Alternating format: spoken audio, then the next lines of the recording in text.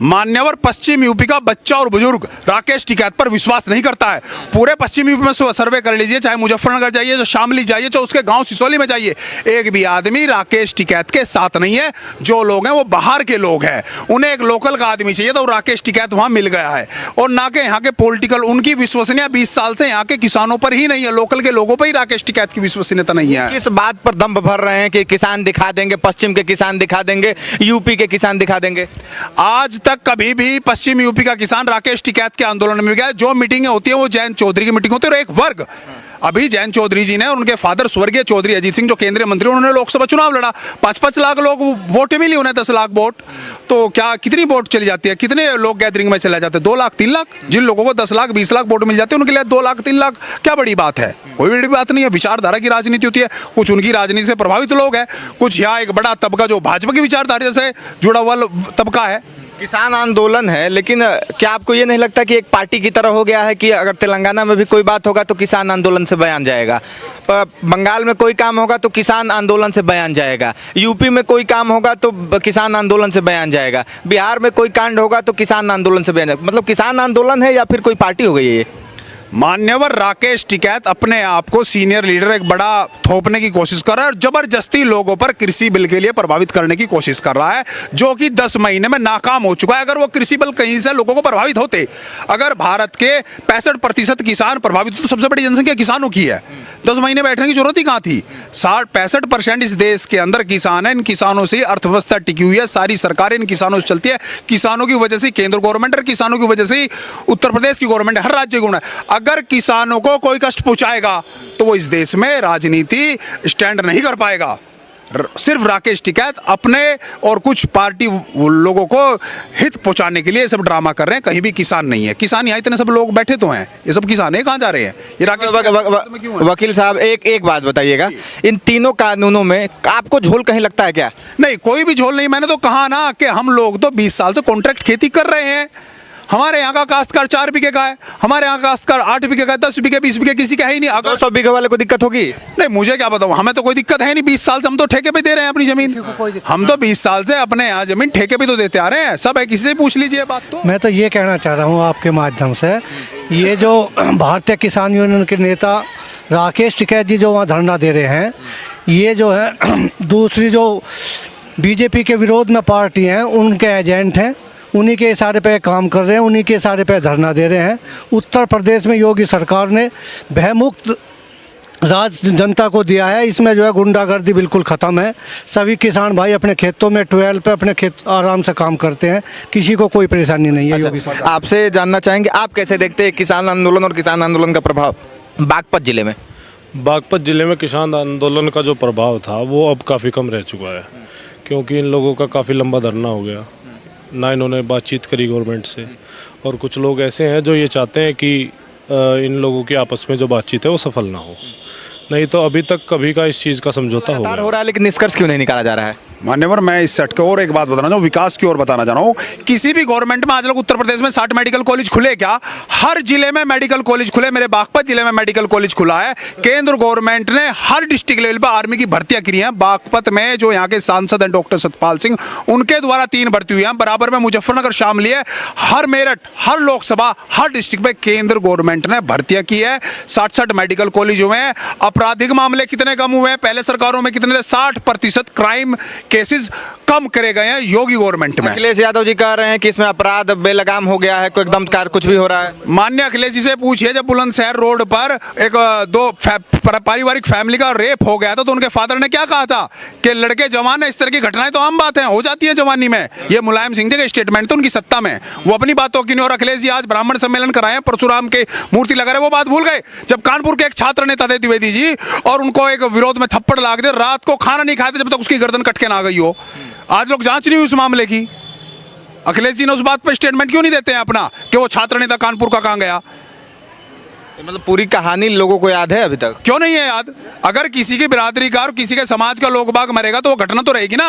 अगर वो कहेंगे कि भारतीय जनता पार्टी में ब्राह्मणों का शोषण हो रहा है, बसपा ये कहेगी, तो बसपा और अखिलेश यादव जिनका उदय ब्राह्मणों के खात्मे पर हो रहा है, जिन लोगों ने जब उनकी पार्टी का उत्पादन हुआ और ब्राह्मणों की चोटियां काट दी और जिन्हें तोड़ दिए गए, मुलायम सिंह यादव और लालू यादव उस पर स्टेटमेंट दें। उस बात पर भारतीय जनता पार्टी ब्राह्मणों की विचारधारा पे है, सनातन धर्म पे है, हिंदू धर्म पर है, संस्कृति की अगर कोई बात करता है वो ब्राह्मण और वो भारतीय जनता पार्टी और उसके अलावा कोई नहीं है। यही तो मायावती जी कह रहे हैं कि आप लोग अगड़े की सरकार है और गाय गोबर की सरकार आप लोग बनाना चाहते हैं।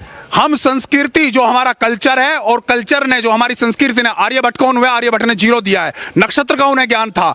जो अंग्रेजी पढ़ाई लिखाई जो हुई है जिसमें हमारी शिक्षा को पीछे कर दिया गया और हमारी शिक्षा जो आगे आनी चाहिए थी वो भारतीय जनता पार्टी करे। नालंदा विश्वविद्यालय मान्यवर कब था? जब लोगों को पढ़ना नहीं आता था, जब नालंदा विश्वविद्यालय था भारत में और उसके कुलपति थे आर्यभट्ट। मायावती जी से जाकर इन बातों को बताइए कि गाय गोबर की सरकार नहीं, ये संस्कृति की, संस्कारों की सरकार है, संस्कार विहीन लोगों की सरकार नहीं। अगर कोई भारत की संस्कृति क्या थी? सनातन धर्म संस्कृति थी। दूसरों का सम्मान करो, जो हमारा इतिहास है उसके बारे में जानो। पोरस कौन था? पुष्पमित्र शुंग कौन था? सिकंदर महान नहीं थे, अकबर महान नहीं थे। जो लुटेरा होता है वो महान कैसे हो सकता है? जो दूसरे राज्य पर हमला करता है वो कैसे महान हो सकता है? पोरस के बारे में बताया क्या? पुष्पमित्र शुंग के बारे में किसी ने बताया क्या? उन लोगों के बारे में नहीं बताते, दूसरे लोगों को महान बताते हैं ये लोग। जब सिलेबस बदला जाता है तो उसका भी विरोध हो रहा है। नहीं, अभी ठीक ठाक तो एजुकेशन कर रहे हैं। पिछले जो हमारा जो इतिहास है और जो संस्कृति पे और तो पाठ्यक्रम भी इसी तरह के बनाए जा रहे हैं। योगी जी जब मुख्यमंत्री संभाला उन्होंने सभी महापुरुषों की जिस दिन जयंती होती है उसमें छुट्टी खत्म कर दी और कहा कि महापुरुषों के बारे में पढ़ाया जाए, जिससे हमारे स्टेट के बच्चों को ये पता लगे हमारे महापुरुष कैसे थे और उनका देश में, समाज में कैसा योगदान था। इस देश में मायावती वही है जो चंद्रशेखर आजाद को महान क्रांतिकारी को आतंकवादी बताती थी, जो कहती थी कि आतंकवादी है। भारतीय जनता पार्टी वो कहती है कि हमारे क्रांतिकारी, हमारे महान थे, इन्होंने देश आजाद कराया। महर्षि दयानंद के बारे में नहीं बताती, मुलायम सिंह, महर्षि विवेकानंद के बारे में नहीं बताती। यही तो हमारी संस्कृति है। इन लोगों ने तो हमारा बिगर किसी स्वार्थ के, जब मीडिया भी नहीं थी, विवेकानंद जी ने शिकागो में भारत का धर्म का झंडा लहरा दिया। फिर भी सतीश चंद्र मिश्रा जी उनके साथ है और कह रहे हैं ब्राह्मणों के लिए वो सम्मेलन कर रहे हैं। मिश्रा जी मान्यवर, यही तो स्वार्थ की राजनीति है। स्वार्थ की राजनीति है। जिस बिरादरी से सतीश चंद्र मिश्रा जी ताल्लुक रखते हैं और जिसका प्रेजेंटेशन उन्होंने करा, उस बिरादरी को बसपा में क्या मिला? क्या मिला? गाली और सत्कार। मायावती जी का नारा, तिलक तराजू और तलवार, इनको मारो जूते 4। इन पार्टियों का उदय, जो इनका मैनिफेस्टो है, जो इनकी किताबें हैं, जो बुक्स है, जो इन पार्टियों का संविधान है, वो हमारे समाज के खिलाफ है। इनका उदय हमारे पतन पर हो रहा है कि इनका पतन कीजिए और इनका उदय कीजिए। सीधा सा मामला है। ये किसान आंदोलन का मतलब ये जो बागपत जिला है या फिर पश्चिम जिला है, उन सब जिलों में इन सब विषयों पर भी वोट होगा। मान्यवर, बिल्कुल इनका वोट होगा क्योंकि किसान हम हैं। मैं किसान हूं लेकिन ब्राह्मण बिरादरी में मेरा जन्म हुआ है। ये भाई साहब जाट है लेकिन किसान है। ये कहाँ किसान बिलों के खिलाफ है? ये तो किसान, क्योंकि मैंने बताया है हमारे यहाँ तो कॉन्ट्रैक्ट खेती पिछले 20 साल से हो रही है। यहाँ राकेश टिकैत के साथ कोई भी नहीं है, उसके गाँव के आदमी नहीं है। कहाँ है उनके गांव के आदमी? उनके गांव में आपने देखा होगा दो महीने पहले मीडिया उमेश मलिक गए थे, जो बीजेपी के सांसद है, बीजेपी के एमएलए है बुढ़ाना से। अगर उनके गांव के लोग बीजेपी के खिलाफ होते तो उमेश मलिक को चीफ गेस्ट के तौर पर सिसोली में किसने बुला लिया? उनके गांव के लोगों ने तो बुलाया। ऐसा नहीं है कि उनके साथ है, उनका परिवार, उनके कुनबे के लोग उनके साथ है, लेकिन उनके जिले के भी लोग उनके साथ नहीं है। जो पॉलिटिकल पार्टी यहाँ विपक्ष में है, राष्ट्रीय लोकदल, वो भी उनके साथ नहीं है। वो अपने नेता के साथ है, राकेश टिकैत के साथ नहीं है। कुछ और दिख रहा है और यहाँ कुछ और है ग्राउंड पे। किधर दिख रहा है? क्या दिख रहा है? मतलब अब जो मीडिया में दिखाया जा रहा है, बोला जा रहा है कि पश्चिम पूरा माहौल बदल रहा है, किसान एकदम उग्र है, करते हैं बिल्कुल 1% भी सत्य नहीं है। यहाँ सब लोग किसान ही तो हैं। यहाँ जहाँ आप खड़े हैं, जिस भूमि पे खड़े हैं, यहाँ चारों तरफ किसान ही किसान है। कुछ लोग जो हैं, जो अराजकता फैलाने वाले हैं, वो कहीं विद्रोह करते हैं, कहीं बोलते हैं, कहीं कांड करा लेते हैं अपने नाम को मीडिया में छपाने के लिए। अखबार वालों को, न्यूज़ वालों को अपना विज्ञप्ति दे देते हैं। उसको हाईवे चाहिए कहाँ? फ्लाइट से चलते हैं, हेलीकॉप्टर से चलते हैं। गवर्नमेंट का पैसा हेलीकॉप्टर से चलने के लिए, उनको हाईवे की जरूरत क्या है? जनता को जो चाहिए वो मिल रहा है। जनता को जो चाहिए जनता को मिल रहा है। उनको जो बागपत में जो चाहिए बीजेपी चाहिए, ओनली बीजेपी। यहाँ और कुछ नहीं चाहिए, ओनली बीजेपी चाहिए। बीजेपी ने जो कार्य किया है उसके अन्यत्र किसी ने नहीं। जनता का राय है भाई, हमें नहीं पता था, हम तो बागपत चले आए, सोचे कि थोड़ा सा जान ले पश्चिम में माहौल क्या है। लोग कह रहे थे किसान आंदोलन का बड़ा प्रभाव है। अब प्रभाव तो ये बोल रहे हैं, कहाँ बटन दबेगा मुझे भी नहीं पता है, इनको भी नहीं पता है।